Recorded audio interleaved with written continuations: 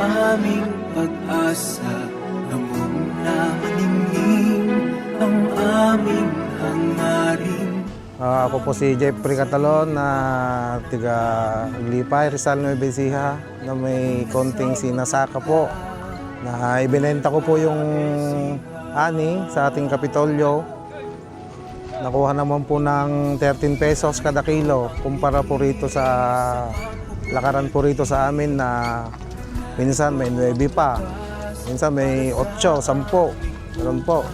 Dahil dito po bumagsak ng presyo, mahirap po talaga dahil puro utang nga po lahat ng ginamit.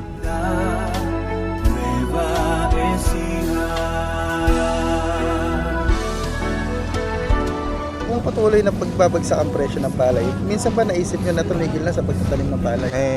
Talagang ganon, minsan naisip po namin, mga ganon. Pero hindi rin, laban din. Pero ala rin ang ibang pagkukuhanan po ng magsasaka, kundi lang itong bukid. Pag huminto ka, lalong ala rin. Kahit malugi, kahit kumita konti, okay lang po yun. Pag naibenta po sa halagang 9 po yan, ewan ko lang po, baka pati yung gamit po sa mga pataba, mga kwan, baka lugi po.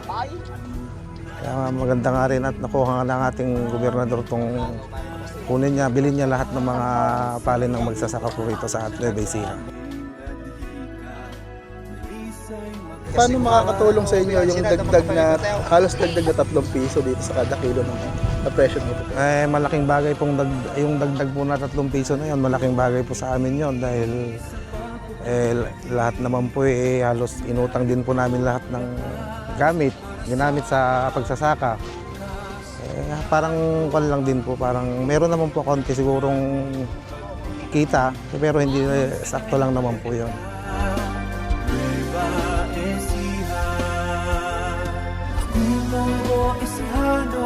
Isa lamang simpleng tao, ngunit tapat makitungo, kaibigan mo kasama. Maraming salamat po, Gob. Kayo po ang bumibili ng mga palay ng mga magsasaka. Lalong-lalo na po yung kagaya kong may hirap din. Dito lang din umaasa sa pagsasaka. Maraming salamat po, Gob.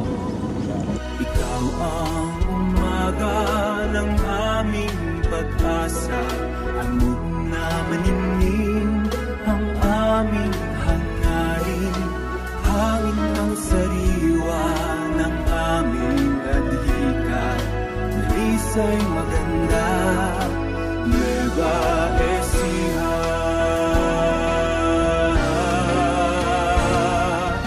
Narito ang ngiti sa pagpupunyagi, narito ang lakas para sa aming bukas, narito ang himig ng aming pag-ibig, nalisa'y maganda, Nueva Ecija. Nalisa'y maganda, Nueva Ecija.